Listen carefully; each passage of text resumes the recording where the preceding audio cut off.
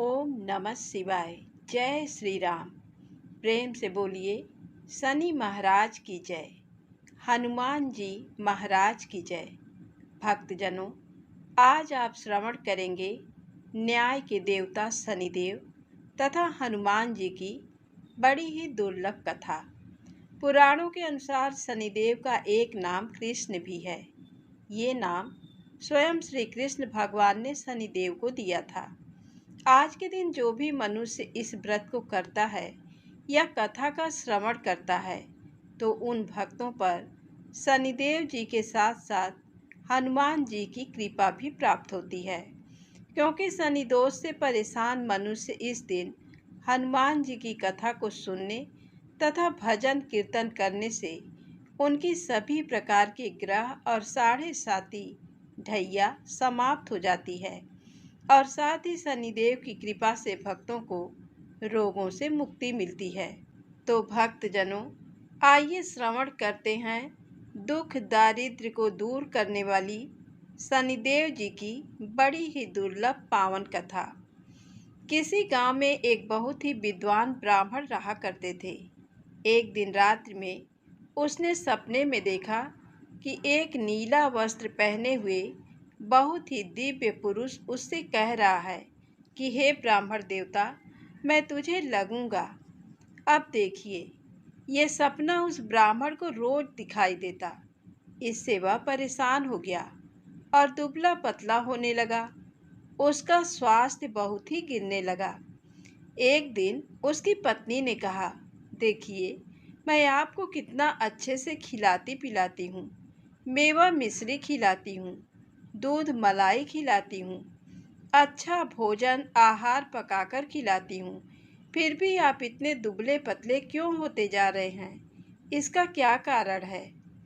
प्रिय भक्तजनों, उस ब्राह्मण ने अपनी पत्नी से अपना सारा हाल बताया कि मेरे सपने में एक नीले कपड़े पहने हुए बहुत ही दिव्य पुरुष आते हैं। वे मुझसे कहते हैं कि हे ब्राह्मण, मैं तुझे लगूंगा। अब यही सोचकर मुझे भूख प्यास नहीं लगती, मैं दुबला होता जा रहा हूँ। तब ब्राह्मणी ने कहा, हे पतिदेव, मुझे लगता है कि आपको शनि भगवान दर्शन देते हैं। आपके ऊपर शनि की दशा शुरू होने वाली है, इसलिए आपको वे सचेत करते हैं। अवश्य ही वे शनि महाराज हैं। अब की बार जब दिखें तो आप उनसे कहिएगा कि आप मुझे सिर्फ सवा पहर ही लगना। प्रिय भक्तजनों, उसी दिन जब रात्रि होती है तो ब्राह्मण फिर से सोता है और उसके सपने में शनि भगवान दर्शन देते हैं और कहते हैं, हे ब्राह्मण, आज मैं तुम्हें लगूंगा। तब ब्राह्मण ने कहा, हे भगवान, यदि आप लगना ही चाहते हैं तो लग जाइए, लेकिन ये बताइए आप कितने दिनों के लिए लगोगे? तब शनिदेव जी ने कहा, हे ब्राह्मण, तुम्हारे ऊपर साढ़े साती शुरू होने वाली है, मैं तुम पर 7 साल के लिए लगूंगा। तब ब्राह्मण ने कहा, क्षमा कीजिए भगवान, इतना भारी तो मुझसे झेला नहीं जाएगा, 7 साल बहुत हैं। तब शनिदेव जी बोले, अच्छा 5 वर्ष के लिए लगूंगा। तब ब्राह्मण ने कहा, शनि महाराज, ये भी मेरे लिए ज़्यादा है। तो शनि भगवान बोले, तो ठीक है, 2.5 साल का लग जाऊं? ब्राह्मण ने फिर मना कर दिया। तब शनि देव कहने लगे, सवा पहर का लगूंगा तो ठीक रहेगा। प्रिय भक्तजनों, उसे सवा पहर की शनि की दशा लग गई। ब्राह्मण ने नींद से उठते ही अपनी पत्नी से कहा, देखो, मेरे सवा पहर की शनि की दशा लगी है, इसलिए मैं जंगल में जाकर समय बिताऊंगा। तुम मेरे खाने पीने का सारा सामान बांध दो और इस सवा पहर में कोई गाली भी दे तो उसे भी सुन लेना। ऐसा कहकर ब्राह्मण अपने घर से जंगल की ओर चल दिया। जंगल में ब्राह्मण एक पीपल के पेड़ के नीचे बैठ गया और हनुमान जी का पाठ करने लगा। एक पहर बीत गया तो ब्राह्मण ने सोचा, बाकी का समय तो रास्ते में ही बीत जाएगा, और वहां से चल दिया। और रास्ते में चलते हुए उसे एक सब्जी मंडी दिखाई दी। तो उसने सब्जी मंडी में से एक बड़ा सा कद्दू खरीदा। कद्दू खरीदकर अपनी चादर में लपेटकर वहां से चल दिया। तभी रास्ते में शनि महाराज एक साधु का वेश बदलकर उसके पास आते हैं और कहते हैं, तुम्हारे चादर में क्या है? तो ब्राह्मण ने कहा, हे साधु महाराज, मेरी इस चादर में तो कद्दू है। साधु ने कहा, अच्छा, कद्दू है तो दिखाओ। जब ब्राह्मण ने अपना चादर दिखाया तो आश्चर्य, उसमें तो उस राज्य के राजा के बेटे का कटा हुआ सर था। ये देखते ही साधु महाराज, जो कि शनि देव जी थे, उस ब्राह्मण को लेकर राज दरबार में पहुंच गए और राजा से कहने लगे, महाराज, ये देखिए, ये दुष्ट दुराचारी आपके पुत्र की हत्या करके उसके सिर को काट के अपने चादर में लेकर घूम रहा था। इसे आप दंड दीजिए। प्रिय भक्तजनों, राजा ने जब सुना कि उस ब्राह्मण ने उसके पुत्र को मार दिया है, राजकुमार की हत्या कर दी है, तब राजा बहुत ही क्रोधित हुआ। उसने कहा, मुझे मत दिखाओ, मुझसे ये सब कुछ देखा नहीं जाएगा। हे सैनिकों, तुम इसे तुरंत ले जाओ और इसे सूली पर चढ़ा दो। जब नगर में ये समाचार हुआ कि राजा के पुत्र का सिर कट चुका है, एक ब्राह्मण ने उसकी हत्या कर दी है, तो नगर में हाहाकार मच गया और उस ब्राह्मण को सैनिक सूली पर चढ़ाने के लिए ले गए। जब फांसी पर चढ़ाने ही वाले थे, तब जैसा कि नियम होता है, मरने वाले से उसकी अंतिम इच्छा को पूछा जाता है। तो सैनिकों ने भी ब्राह्मण की अंतिम इच्छा को पूछा। सैनिकों ने कहा, हे ब्राह्मण, बताओ तुम्हारी अंतिम इच्छा क्या है? भक्तजनों, ब्राह्मण ने सोचा कि यदि किसी प्रकार कुछ समय के लिए फांसी रुक जाए तो शनि की दशा का 1.25 पूरा हो जाएगा। ये सोचकर उसने कहा, भाई, मैं बचपन से नित्य बालाजी की कथा कहता और सुनता आया हूँ। आज मरने से पहले अंतिम बार कथा कह लेने दो। अब क्या था? फांसी देने वाले सैनिकों ने उसकी आखिरी इच्छा पूर्ण होने तक फांसी को रोक दिया। कहानी कहते कहते 1.25 पूरा हो गया। शनि की दशा खत्म हो गई। अब इधर देखिए, राजा का जो पुत्र था, राजकुमार, वह जंगल से शिकार खेलकर वापस राजमहल में आ गया। राजमहल में राजकुमार को देखते ही राजा बड़ा ही प्रसन्न हुआ, लेकिन मन ही मन उसे डर भी लगा।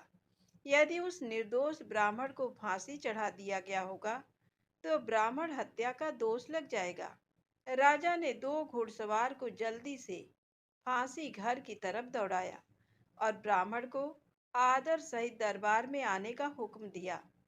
ब्राह्मण राज दरबार में उपस्थित हुआ तो राजा ने क्षमा याचना मांगते हुए कहा कि आपके बगल में जो चादर है उसे खोलकर दिखाओ। राजा की आज्ञा के अनुसार ब्राह्मण ने चादर खोली तो उसमें कद्दू था। राजा ने ब्राह्मण को बहुत सा धन दिया और पूछा, हे ब्राह्मण देवता, मुझे ये समझ में नहीं आया, इस सब के पीछे रहस्य क्या है? ये सब क्यों हुआ? आखिर ये सब था क्या? तब ब्राह्मण ने कहा, हे महाराज, मुझे 1.25 की शनि की दशा लगी थी, इसलिए ये सब कुछ हुआ। राजा ने कहा, हे ब्राह्मण, शनिदेव की दशा किस प्रकार चलती है? तो ब्राह्मण ने कहा, हे राजन, यदि राजा या सेठ को ये दशा लगती है तो काला हाथी या काला घोड़ा दान करना चाहिए। गरीब को शनि की दशा लगती है तो पीपल की पूजा करनी चाहिए और शनि की कहानी सुननी चाहिए। तिल, तेल और काला उड़द आदि का दान करें। काले कुत्ते को तेल चुपड़ी रोटी खिलाएं तो शनि की दशा उतर जाएगी। राजा ने उस ब्राह्मण को कद्दू वापस कर दिया। अब घर जाकर ब्राह्मण ने कद्दू अपनी पत्नी को दिया। जब उसकी पत्नी ने सब्जी बनाने के लिए उस कद्दू को काटा तो उसके बीजों की जगह हीरे मोती निकलने लगे। तब ब्राह्मणी ने पूछा, हे पतिदेव, ये सब क्या है? इसमें से हीरे मोती कैसे निकल रहे हैं? इसे कहाँ से लाए हैं? तब ब्राह्मण ने कहा, हे प्रिय, जब शनि की दशा लगी थी तो ये कद्दू कुंवर का सिर बन गया था, और जब दशा उतरी है तो शनि महाराज ने कैसे निहाल कर दिया, हमें माला माल कर दिया। हे शनि देवता, जैसे ब्राह्मण को शनि की दशा लगी वैसे किसी को भी शनि की दशा ना लगे। जैसे ब्राह्मण को धन दौलत मिला वैसे सबको धन दौलत मिले।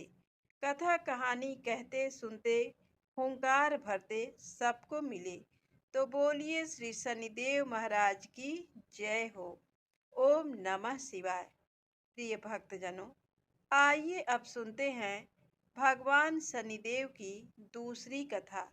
ये कथा सुनने से भक्तों को मनोवांछित फल की प्राप्ति होती है।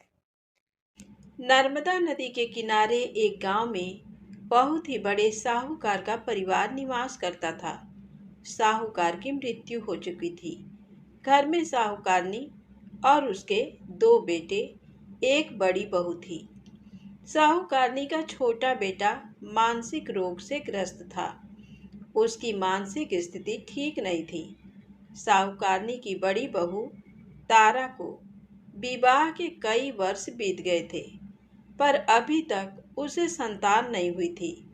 तारा को सदैव यही भय था कि कहीं उसके पति संतान पाने के लिए दूसरा विवाह ना कर लें। यदि उसके पति ने दूसरा विवाह कर लिया तो उसे सौतन का दुख सहना पड़ेगा। इसी डर से तारा ने एक योजना बनाई और उसने अपने घर में काम करने वाली नौकरानी चंदा से अपने देवर चंदन का विवाह कराने के लिए अपनी सास साहूकारनी तथा अपने पति को मना लिया। चंदा स्वभाव से बड़ी ही दयालु तथा कृष्ण भक्त थी। वह बचपन से ही उसी साहूकार के घर में काम करती थी। उसका अपना कोई नहीं था। अब चंदा का विवाह मानसिक रोगी चंदन से करा दिया गया। कुछ साल बाद चंदा ने एक सुंदर पुत्र को जन्म भी दिया, किंतु चंदा की जेठानी तारा ने चंदा का बच्चा छीन लिया और उसे घर से धक्के मारकर बाहर निकाल दिया। और तारा ने अपने पति को भी अपने पक्ष में कर लिया। बेचारा चंदन तो मानसिक रोगी था, वह कर भी क्या सकता था, और वह साहूकारनी चाह कर भी कुछ ना कर सकी। दरअसल में ये तो तारा की चाल थी। उसने तो कभी चंदा को अपनी देवरानी माना ही नहीं। वह तो सिर्फ चंदा से उसका बच्चा लेना चाहती थी ताकि उसे पाल पोस कर अपना नाम दे सके। अब देखिए, चंदा के बार बार रोने गिड़गिड़ाने पर भी तारा नहीं मानी और उसे गांव से ही निकाल दिया। अब चंदा गांव गांव भटकने लगी। भटकते भटकते वह कृष्ण जी के एक पुराने मंदिर में पहुंच गई। वहीं पर उसने प्रभु से न्याय की गुहार लगाई। वह अपना सर भगवान की चौखट पर पटकने लगी और लगातार ओम कृष्णाय नमः मंत्र का जप भी करती रही। तो प्रिय भक्तजनों, उस स्त्री की करुण पुकार न्याय के देवता शनि देव ने सुनी तथा भगवान श्री कृष्ण के आदेश से तुरंत चंदा के पास उपस्थित हो गए और साधारण मनुष्य का रूप धारण करके उसे अपने आप को कष्ट न पहुंचाने के लिए कहा और कहा, हे बहन, तुम भगवान श्री कृष्ण पर विश्वास रखो और ओम श्री कृष्णाय नमः मंत्र का जप करती रहो। तुम्हारा अवश्य ही कल्याण होगा। तुम्हारे जो भी दुख हैं सब भगवान श्री कृष्ण हर लेंगे और शनिदेव की कृपा से तुम्हारा मंगल होगा। ये सुनकर चंदा भगवान श्री कृष्ण की आराधना में लग जाती है और शनिदेव का ध्यान करते हुए ओम कृष्णाय नमः मंत्र का जप करने लगी। अब शनिदेव एक साधु का वेश बदलकर साहूकार के घर पहुंच गए और अलख निरंजन का अलख जगाने लगे। तब घर से बाहर साहूकारनी निकली और उसने भिक्षा देकर उन्हें प्रणाम किया। तब साधु रूपी शनिदेव ने कहा, हे देवी, मैंने सुना है आपके घर में कोई मानसिक रोगी है। मैंने 7 सालों से हिमालय के जंगलों में भटकते हुए बहुत ही दुर्लभ जड़ी बूटी इकट्ठी की है। जो हर प्रकार के रोगों को समाप्त कर देती है। यदि आप कहें तो मैं आपके घर के मरीज को ठीक कर सकता हूँ। उस साहूकारनी ने कहा, हे महात्मा, अहो भाग्य जो आप यहाँ पधारे। हाँ महाराज जी, मेरा छोटा बेटा जो कि दिमागी रूप से बीमार है, आप उसे ठीक कर दीजिए। आप जो चाहेंगे मैं वह आपको दूंगी। आइए, घर के अंदर आइए। साहूकारनी ने अपने बेटे चंदन को साधु महाराज को दिखाया, जो अब चंदा के चले जाने से बहुत ही दुखी था।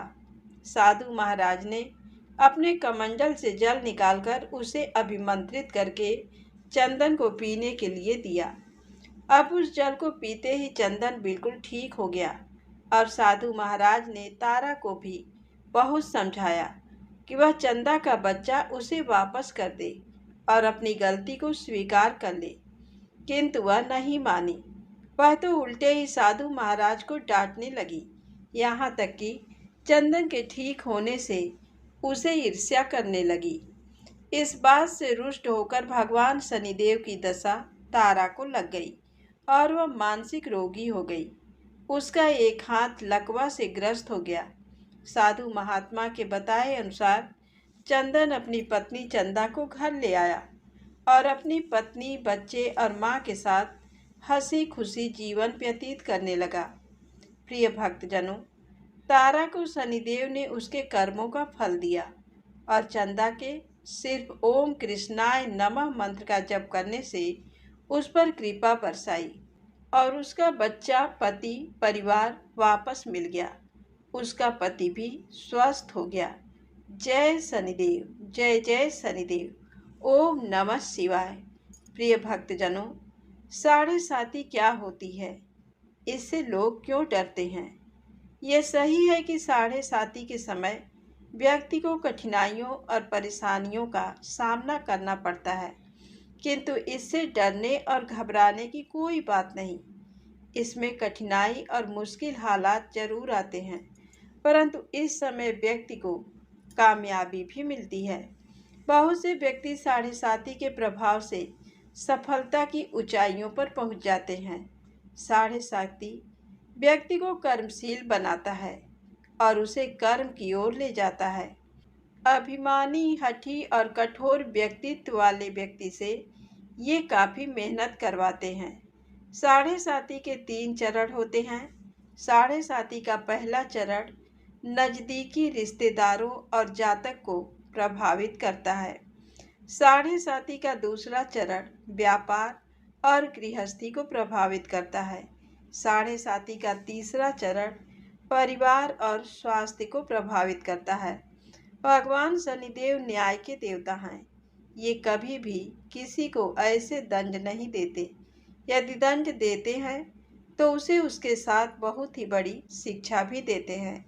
जैसे एक माता अपने पुत्र की गलती पर उसे दंड देती है, उसकी भलाई के लिए, उसे सही मार्ग पर जाने के लिए, ठीक वैसे ही शनिदेव कर्म और न्याय के पथ पर चलने के लिए मनुष्य को दंड देते हैं, ताकि वह डरकर आगे ऐसा कार्य ना करे और अपने जीवन को सरल और सार्थक बनाए।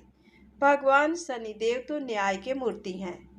इनकी पूजा और भक्ति करके व्यक्ति धन, ऐश्वर्य से संपन्न हो जाता है और सफलता की नई ऊंचाइयों को छूता है। जीवन में तरक्की करता है। घर में सुख, समृद्धि, वैभव का आगमन होता है और व्यक्ति का जीवन बड़ा ही सुखमय हो जाता है। शनिदेव भगवान को प्रसन्न करने के लिए शनिवार के दिन पीपल के पेड़ के नीचे शाम को दिया अवश्य जलाएं और कुत्ते को तेल से चुपड़ी रोटी खिलाएं। शनिवार को जल में तिल डालकर पीपल को चढ़ाएं। इससे शनिदेव अत्यंत प्रसन्न होते हैं और ओम कृष्णाय नमः महामंत्र का जप भी करें। तो बोलिए श्री शनिदेव महाराज की जय हो। अब सुनिए हनुमान जी की कथा। पौराणिक कथा के अनुसार बहुत समय पहले की बात है। एक साहूकारनी थी। उसका बेटा और बहू थे। पति की मृत्यु युवावस्था में ही हो गई थी और इस तरह उस साहूकारनी का रोज का नियम था, वह हनुमान जी के मंदिर में जाती और साथ में हलवा, पूरी और चूरमा बनाकर ले जाती और हनुमान जी से कहती, कांधे सोटो लाल लंगोटो, हनुमान जी खायो चूरमे और रोटी। मैंने तुम्हें दिया जवानी में, तुम मुझे देना बुढ़ापे में। अब क्या था, पूजा करने के बाद वह साहूकारनी अपने घर आई तो उसकी बहू बोली, सासू जी तुम चूरमा रोटी लेकर कहाँ जाती हो? वह साहूकारनी बोली, मैं बालाजी के मंदिर में जाती हूँ। तो बहू बोली, मंदिर में तो नहीं जाती हैं आप, हमें तो लगता है आप अपने खाने के लिए रोज चूरमा और हलवा बनाती हैं और चोरी चुपके जाकर कहीं खा लेती हैं। प्रिय भक्तजनों, सास अपनी बहू की बातें सुनती है तो भी कुछ नहीं बोलती और उसका मन बड़ा ही दुखी होता है और उसे ये दुख होता है कि वह भगवान की भक्ति करती है और उसकी बहू उसे चटोरी कह रही है। अब क्या था, दुख के मारे वह जाकर अपने कमरे में सो जाती है। सोते सोते 5 दिन हो गए। हनुमान जी सपने में आए और बोले, हे साहूकारनी, तूने तो जवानी में दिया है, मैं तुझे बुढ़ापे में देता हूँ। साहूकारनी बोली, हे हनुमान जी, आज तो आप मुझे खाने के लिए दे देंगे, लेकिन रोज कौन देगा? हनुमान जी बोले, हे साहूकारनी, मैं तुम्हें रोज दूंगा। अब क्या था, हनुमान जी की महिमा देखिए। उन्होंने साहूकारनी के लिए चूरमा, रोटी, हलवा, पूरी दिया। साहूकारनी चुपचाप चूरमा रोटी खा लेती है। इसी प्रकार 5-6 दिन बीतते हैं और धीरे धीरे बहू के घर में से अचानक अनाज इत्यादि खत्म होने लगते हैं। उसके पास कुछ नहीं रहता, सब चीज में घाटा पड़ गया। बहू ने सोचा, सास को 7 दिन हो गए हैं, मैंने तो उन्हें खाने को कुछ दिया भी नहीं, देखूं तो कैसी हैं। अब देखिए, बहू अपनी सास के कमरे में जाकर देखती है तो उसने क्या देखा कि उसकी सास तो अच्छी भली मोटी ताजी है। बहू बोली, सासू जी, मैंने तुम्हें खाने को भी नहीं दिया और तुम क्या खाती हो, इतनी स्वस्थ और मोटी ताजी हो। तो सास बोली, मुझे तो हनुमान जी मीठी मीठी हलवा और रोटी दे जाते हैं, मैं वही खाती हूँ। अब क्या था, बहू सास के पैरों में गिर गई, उसे पछतावा हुआ। वह बोली, हे सासू माँ, हम तो तुम्हारे भाग्य का खाते हैं, हमारे घर में तो कुछ भी नहीं रहा, मैंने आपको खाना नहीं दिया, मैंने आपकी भक्ति को झूठा समझ आपको चटोरी समझा, इसलिए भगवान ने मुझे ये दंड दिया।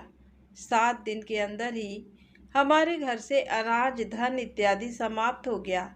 हे सासू माँ, अब आप ही सब कुछ संभालो, मुझे आपकी भक्ति पर विश्वास हो गया। आपने हनुमान जी को भोग लगाया जवानी में और हनुमान जी ने आपको वही भोग बुढ़ापे में लौटाया है, आपका पेट भरा है।